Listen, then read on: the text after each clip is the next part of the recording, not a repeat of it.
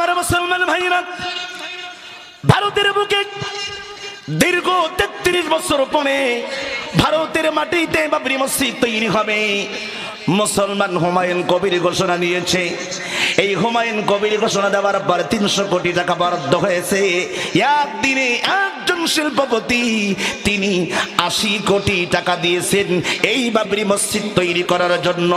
এমন কোন ব্যক্তি ছিল না, প্রত্যেকটি মানুষ একখান করে ইট যে যেমন পেরেছে সে তেমন মাথায় করে ইট নিয়ে আবার বাবরি মসজিদের জন্য ওয়াকফ করে দিয়েছে। আজকেই দেখলাম ভারতের বুকে একজন আল্লাহর বান্দা ওই বাবরি মসজিদ যখন ভেঙেছিল ওই মসজিদের একখানা ইট যত্ন করে রুমালের মধ্যে পেঁচাই রাখছিল। কোনদিন যদি মসজিদ হয় ওই মসজিদের মধ্যে সেই ইটখানা দেবে। ৩৩ বছর পরে আল্লাহর এই বান্দা সেই ইটখানা আবার বের করেছে। জোরে কোন আল্লাহু আকবার। আমি আপনাদেরকে বাবরি মসজিদের কথা কেন বললাম? আমি আপনাদেরকে বলেছি বাবরি মসজিদ ইসলামের ঐতিহ্য ছিল। ইসলামের কি ছিল? ঐতিহ্য ছিল। ইসলামের একটা ঐতিহ্য ছিল।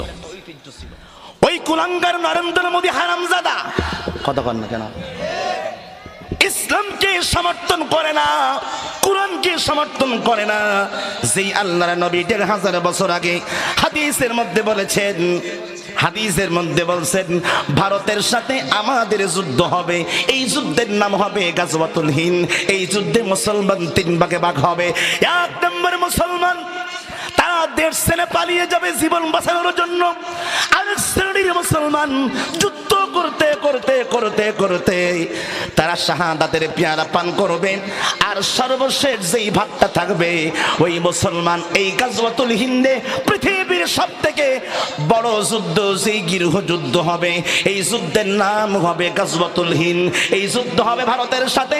আল্লাহর নবী বলেছেন সর্বশেষ যেই যুদ্ধটা হবে এই যুদ্ধের ময়দানে লাস্টের শ্রেণীর যেই মুসলমান থাকবে ওই মুসলমানই সঙ্গে সঙ্গে ওদেরকে পরাজিত কইরাইয়া ইসলামের বিজয় পৃথিবীর জমিনে উপমহাদেশে আবার বাস্তবায়ন করবে। তাই না? হাত তুলে কোন আল্লাহু আকবার। তাহলে আল্লাহর নবী যে হাদিসের মধ্যে যেই যুদ্ধের কথা ঘোষণা দিয়েছেন আজকের সেই ভারতকে আমরা বন্ধু ভাবি। কথা বলেন আমার ভাইরা, মনোযোগ দিয়ে শুনেন।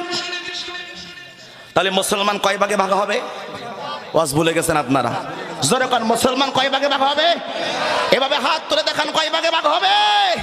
মুসলমান 3 ভাগে ভাগ হবে। এই 3 ভাগ মুসলমান